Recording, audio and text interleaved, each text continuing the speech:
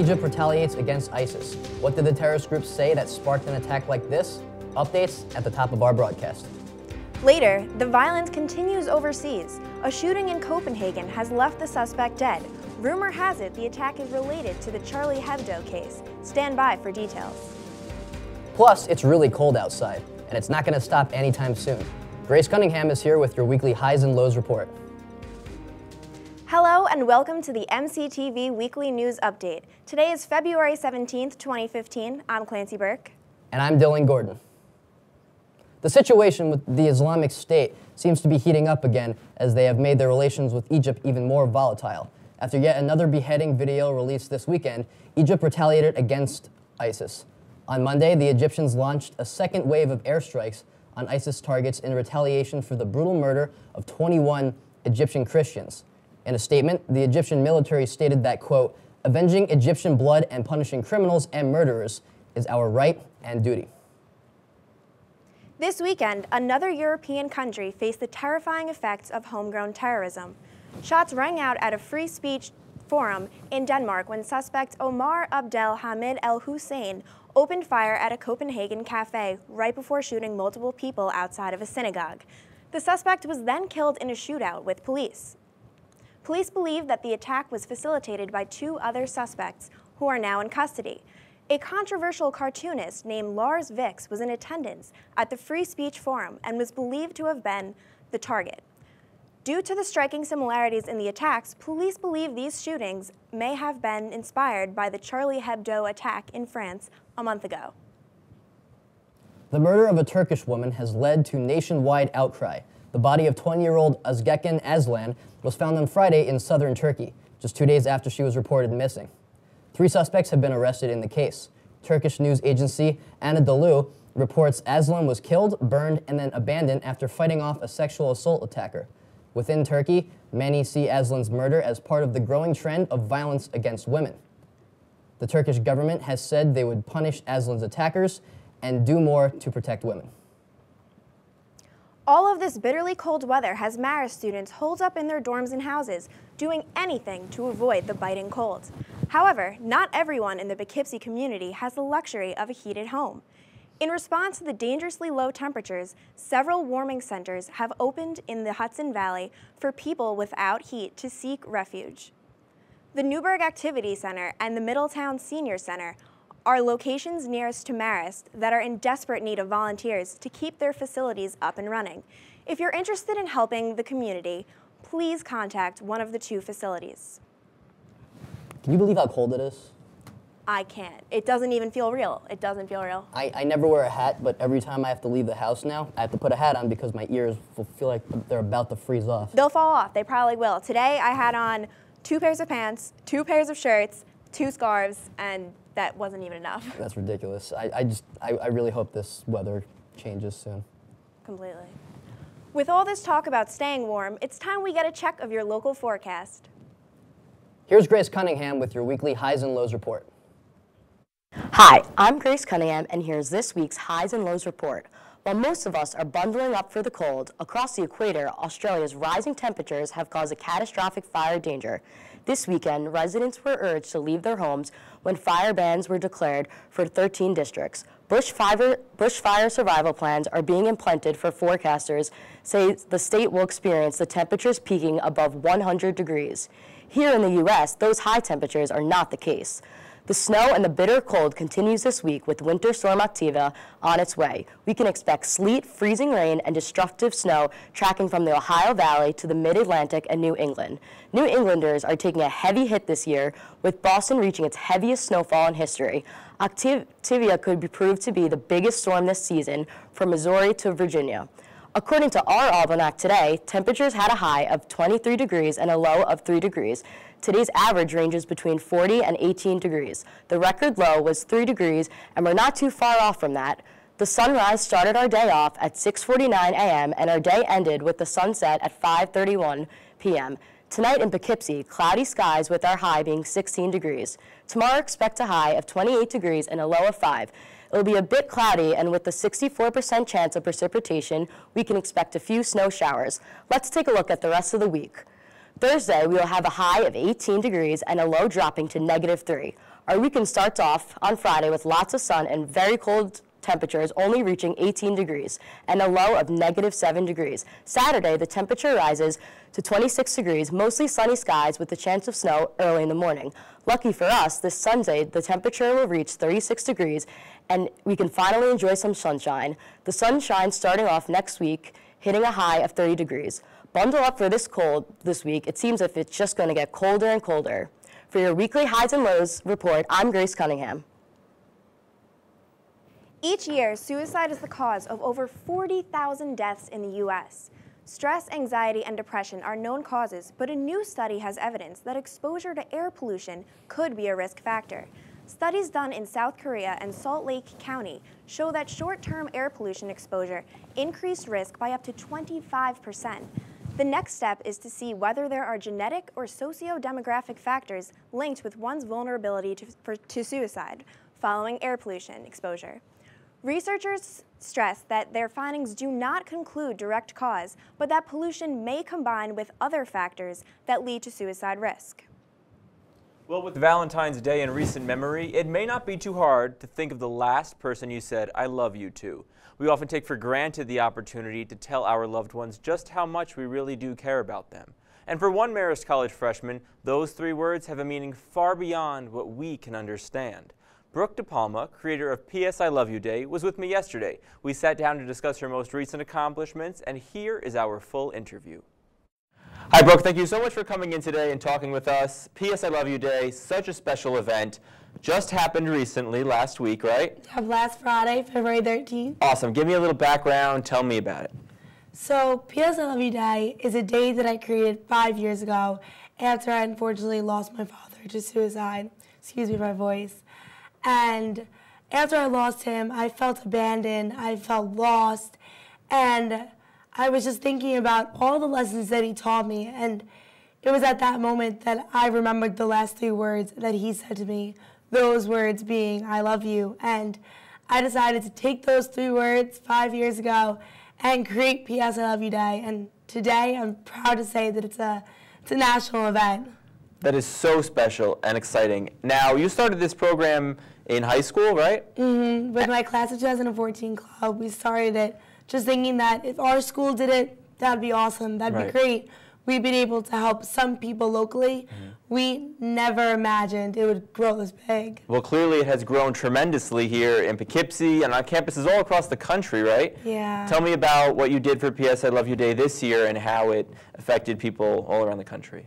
So it was my first year bringing it to somewhere other than West Islip myself, and I just really wanted it to be a success here in Marist.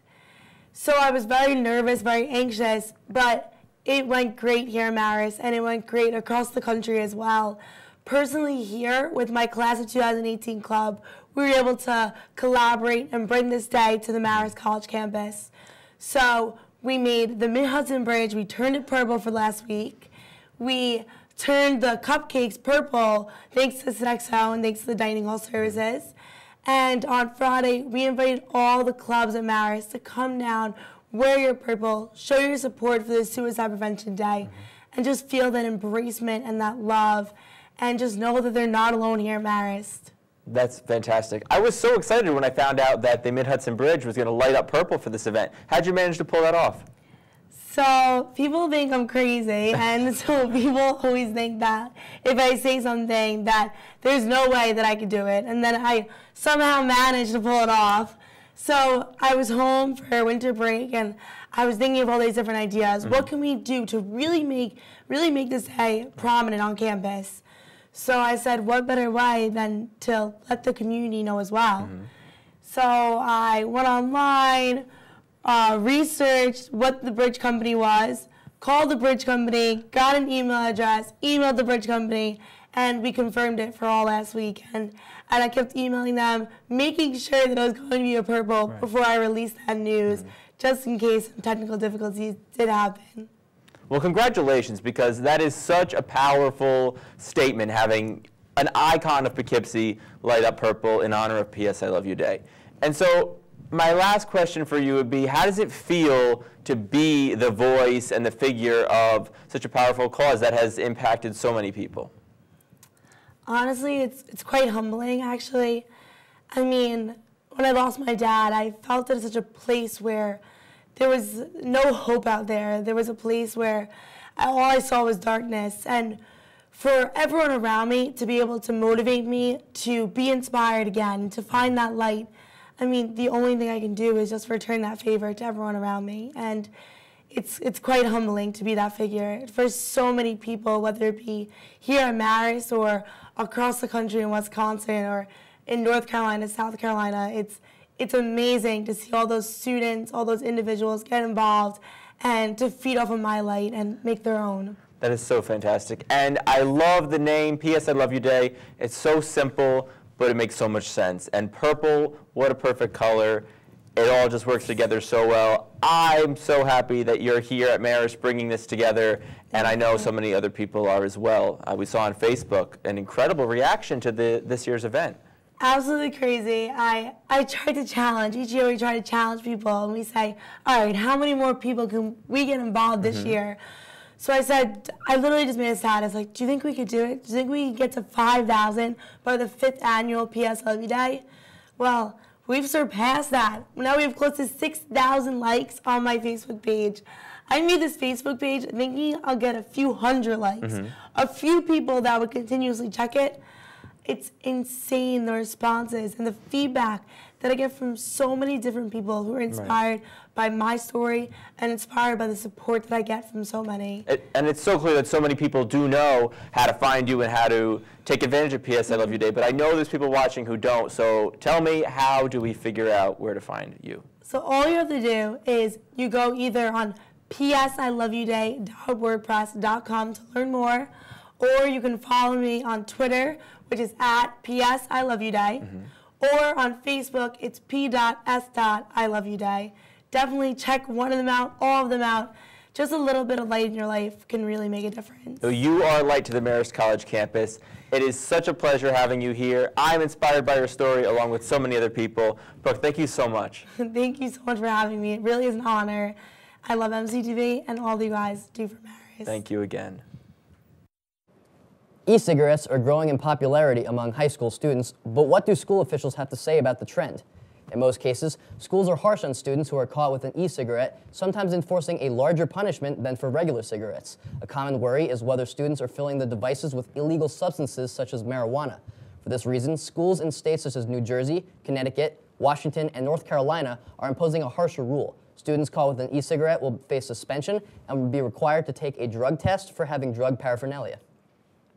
While cigarettes can be highly addictive, drugs like cocaine and heroin are even more dangerous.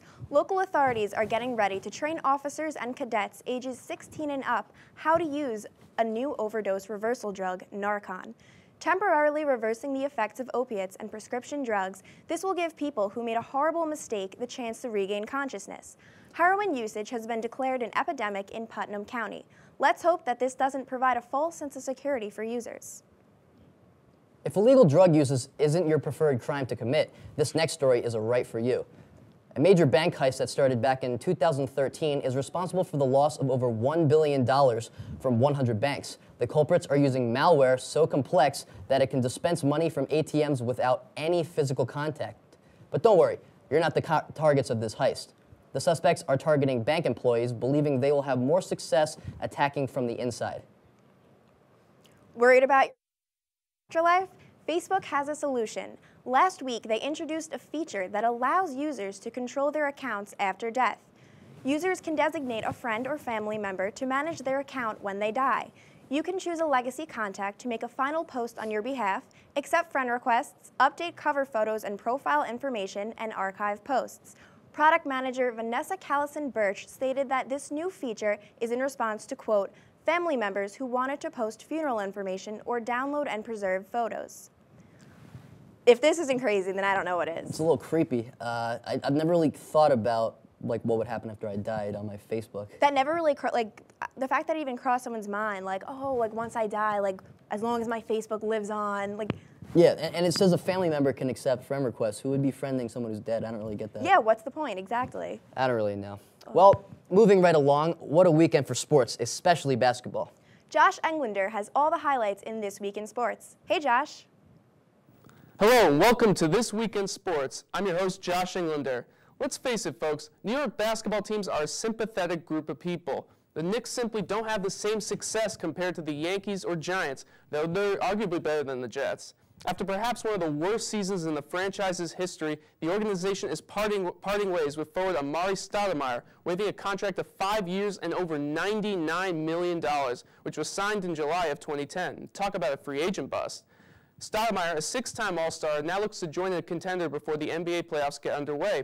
And ESPN sources say some interested teams include the Golden State Warriors, Portland Trail Blazers, and even the Cleveland Cavaliers.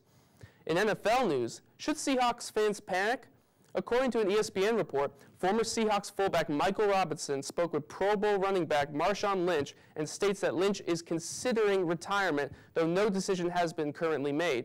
After Pete Carroll didn't give him the ball on the 1-yard line, I guess I can't really blame him. We end the segment with some sad news. Former NHL defenseman Steve Montador has passed away at the age of 35. Being a Bruins fan, I personally got to see Montador play alongside some good Bruins teams, including a Stanley Cup team. And he was without question one of the better defensemen the Bruins had in the last few years. Peel Region Police received an emergency call around 2 a.m. saying Montador was found unconscious in his home in Mississauga, Ontario. An autopsy is currently being conducted, but no foul play or suicide is suspected as of now. NHL Commissioner Gary Bettman said Montador had a, quote, passion for the game. He last played in the NHL for the Chicago Blackhawks during the 2011-2012 season. For This Week in Sports, I'm your host, Josh Englander. Back to you guys. Recently, an 80-year-old woman named Dolores Shinus was able to amuse the courtroom during a court appearance. Dolores' shenanigans during the case started when she was told to stay away from her ex-husband by the judge. Her response to the plea was, "I haven't bothered him for 31 years. Why would I bother him now?" She then mentioned, "I swear to God and all that's holy on a stack of Bibles, I will never go near him, talk to him, call him, or even look at him." I guess this goes to show that honesty is always the best policy, especially when delivered with humor and a bit of sass. Saturday Night Live's 40th anniversary special brought in high ratings for NBC's Sunday night, despite the usual spot during prime time. The network's red carpet special in honor of the show also brought in huge ratings, with an influx of viewers of the 18 to 49 age range.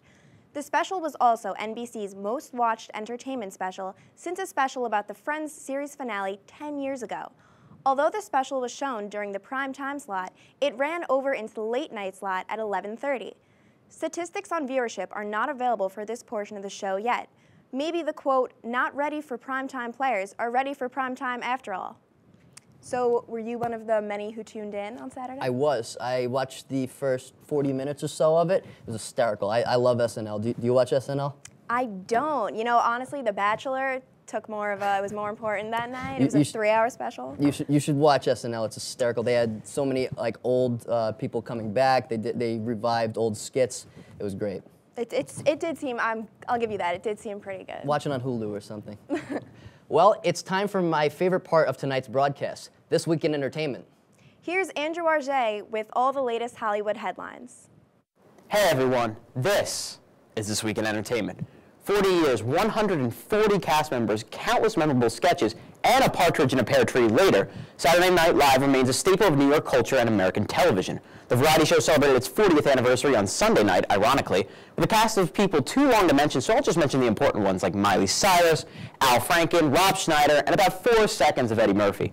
Of course, there were bigger people there, like Bill Murray, Steve Martin, Tina Fey, Amy Poehler, and Andy Samberg, among others. And it was nice to see a well-deserved celebration of the show. But honestly, I could have just watched about 4 hours of the JT and Fallon bromance and a little Celebrity Jeopardy for the cherry on top. SNL turned 40 this week, and an 80s icon turned 30, as John Hughes' classic teen movie The Breakfast Club also celebrated its birthday on Sunday. The Breakfast Club is one of my favorite movies, which is ironic because I don't really like breakfast food. I'm kind of a dork. Again, seriously, if you haven't watched the movie, give it a while, give it a rewatch. It remains a celebration of uniqueness and youth. If you haven't seen it, eat a bowl of grape nuts as punishment and watch it for God's sake. From Great Nuts and Just Nuts, bestseller erotica adaptation 50 Shades of Grey proved that size does matter over the Valentine's Day weekend, earning an estimated $85 million. That was good for the biggest February opening ever and the 4th highest R-rated opening of all time. Other newcomer Kingsman: The Secret Service opened strong as well with $36 million, while SpongeBob: Sponge Out of Water was 3rd with $32 million. Together, the top 12 combined for the biggest weekend ever in the month. Next week will probably not have as much teeth as the comedy sequel Hot Tub Time Machine 2 and Kevin Costner's sports drama McFarlane USA drop into theaters. That'll do it for entertainment. I'm Andrew Auger, and that's all I have to say. This week on my show, The Middle Seats, we review 50 Shades and get some interpretive readings of the novels from a few special guests. Look for The Middle Seats every week unless Brian Williams lies and ruins our credibility, only on MCTV. Back to you guys. Passengers on board a plane on Saturday were accompanied by a creepy 8-legged creature. While en route to Portland, Oregon, the Alaska Airlines flight flew back to LAX airport after being notified that a woman had been stung by a scorpion. The woman remained calm while medical personnel treated the arm that was stung.